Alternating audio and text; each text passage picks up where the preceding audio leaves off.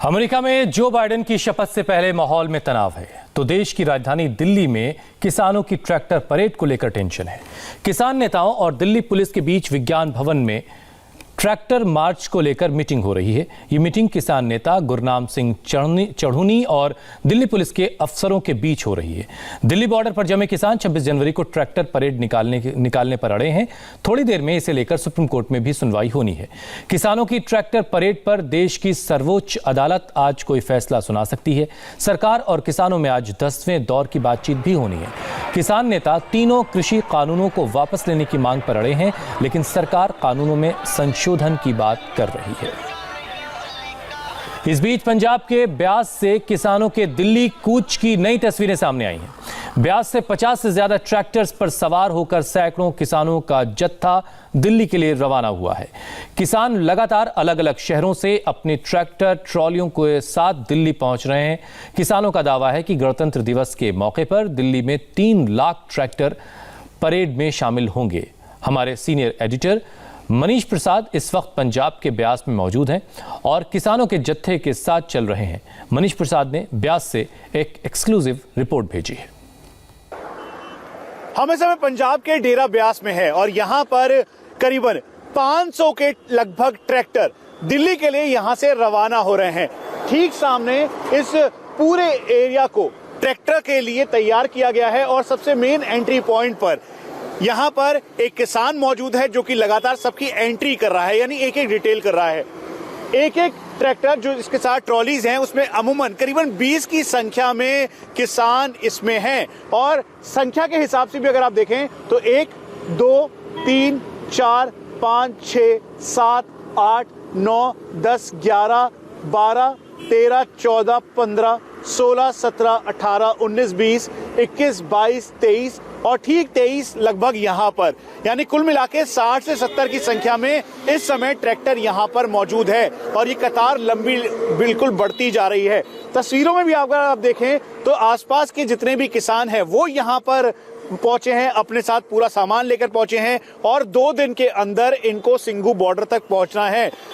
इनको जो इनके बड़े नेता हैं किसानों के, उन्होंने ग्राम के सरपंचों को और अलग अलग पिंडों के जो मुखिया हैं उनको ये कहा है कि वो अपने साथ किसानों को लेकर देश की राजधानी दिल्ली के लिए गणतंत्र दिवस के मौके पर पहुंचने की तैयारी करें और इसीलिए अपने सभी ट्रैक्टर्स को वाटर प्रूफिंग के साथ पराली नीचे बिछाकर ऊपर गद्दे लगाकर, ताकि ठंड का इस पर असर ना हो, खाने की पूरी तैयारी कर किसान इस समय पंजाब के डेरा ब्यास में है और धीरे धीरे ये काफिला बड़ा होता नजर आ रहा है। यानी एक बात बिल्कुल साफ है कि देश की राजधानी दिल्ली में गणतंत्र दिवस के मौके पर किसान जाने को पूरी तरह से तैयार है। सरकार और किसानों के बीच जो डेडलॉक की स्थिति है उसके बावजूद भी बातचीत का दौर जारी है, लेकिन दिल्ली पुलिस लगातार ये कह रही है कि लॉ एंड ऑर्डर की व्यवस्था खराब ना करे, क्योंकि देश के गौरव का दिन गणतंत्र दिवस है और ऐसे में अगर कहीं से भी इस पे बाधा पहुंचती है तो लॉ एंड ऑर्डर की व्यवस्था इसमें खराब हो सकती है।